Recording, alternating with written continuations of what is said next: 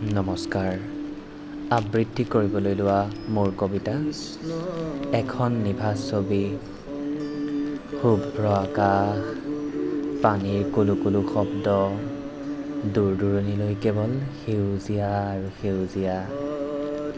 দাঁতিতে থকা হালধীয়া সোণাৰু কেইজোপা, আৰু কি যে গাত হাত পৰা বতাহ জাকি।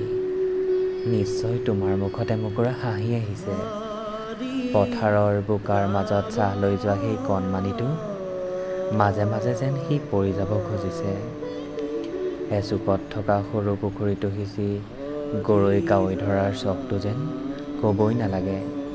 গোটেই গাটো বোকাৰে লুতুৰি পুতুৰি হৈ ঘৰতে থকা পুখুৰীৰ দলঙৰ খুঁটিকেইটাত ধৰি সাঁতোৰাৰ নিচিনা কৰিছে, যাতে গাৰ পৰা বোকাখিনি গুচি যায়। উহ, কি যে এক নিভাজ ছবি। তুমি হয়তো নুবুজিবা, তাৰ মাজতে সৰু সৰু আশা আৰু আকাংক্ষাৰ কি যে সমন্বয়।